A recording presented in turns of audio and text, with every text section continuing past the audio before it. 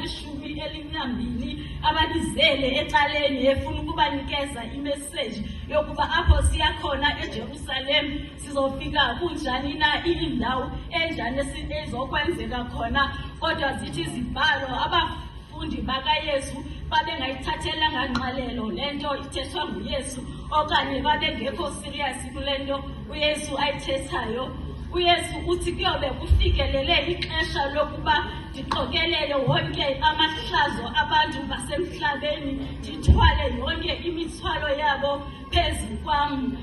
Siyenyuka bazali bam namhlanje siya eJerusalem. Mhlawumbi namhlanje ungomnye wabafundi bakaYesu azofika kuwe akubizele ecaleni afike afuna ukuxelela ngendlela yaseJerusalem athi wonke lo mahlazo unawo yonke le mithwalo uyithweleyo namhlanje kodwa ndiyithathele kum ndiyithwele.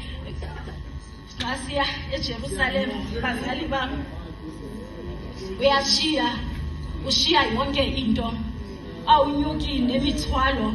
Zithi izibhalo uYesu wayengayi ngemistake eJerusalem and wayengalahlekanga xa esiya eJerusalem koko wayeyazi ukuba uyozalisekisa idinga lakhe alizalelweyo.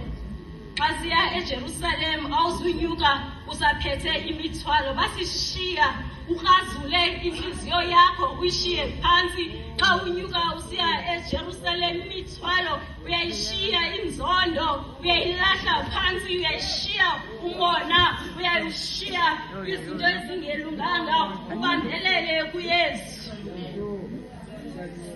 Siya eJerusalem siyenyuka ngoku. Xa uzonyuka awukwazi unyuka ubelekile emqolo awukwazi ukunyuka uthwele izinto enhloko. Into efunekayo kufuneka ube ulula. Xa uzonyuka kaloku iba nombono wakho usiya kwintaba yetafile ibe ikhuphukile ibheke phezulu wena usezantsi ngelo xesha kumele ukhuphuke uye phezulu. Xa uzonyuka kuzomela uqala ubophelele izihlangu uziqinise ukwenzela zingaphumi endleleni ube unyuka uhamba kancinci ngoba kaloku xa unyuka kunyukeki lula. Mhlawumbi neenyawo zizodinwa mhlawumbi namalanga aza kutshisa kodwa ngelo xesha injongo yakho kuya eJerusalem kumele ube nomonde apha endleleni kumele ubekezele apha endleleni ngoba zikaThixo izinto azizi lula kumele ulinde futhi unyuke ubambelele kuye. Siyenyuka siya eJerusalem namhlanje.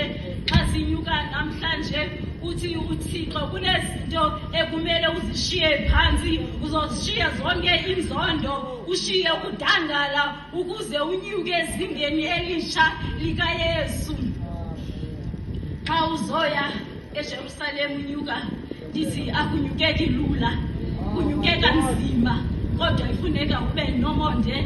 Athi izibhalo sasikhona isikepe esasingene phakathi emanzini yafika amaza asibhuqabhuqa kodwa yena umkapteni wesikhepe akazange afuna ukujika ukuthi hayi ngoku okanyane endleleni injongo yakhe yakuba ayophumela ayofika enqemeni. Yiyo loo nto ndawo namhlanje noba kunganzima kube njani na noba unolala ebusuku umane uphethuka noba uthi uhlutshwa ngabantwana noba uthi uhlutshwa kuxakeko kukhoyo endlini njengoba uzile namhlanje ushiye kungekho nto endlini njengoba abantwana bepasile bengafumani isikolo kodwa uthi uYesu akujonga khona ujonga phezulu apho uncedo lakho liyovela khona liyovela entabeni. Athi noba sowuhamba phansi kwethunzi lokufa yena ukhona noba ungatyibilika endleleni isandla sakhe sikhona siza kuphakamisa. Ndithi ndakujonga iJerusalema ndiyibone iyindawo yentlungu kodwa ikwayiyo indawo yokuvuka. Awunokoyifika eluzukweni ningakhange ninyuke naya eKalvari. Namhlanje ndizawuxelela ukuba loo ntsaba uyinyukayo lobunzima loo ntlupheko asikukho ukuwa oko kodwa kukunyukela elufuzweni likaThixo. Siyenyuka hayi ngenxa yokuba indlela imnandi kodwa ngenxa yokuba ufezeko lwethu lusentabeni.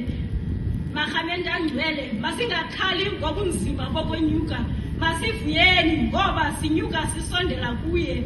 Xa sinyuka sisondela kuye sisekunqobeni, futhi inkazimulo ezayo inkulu kunobuhlungu bendlela. Inkosi sikelela ufunda kwelizwi layo ukuthi bengunaphakaze. Amen.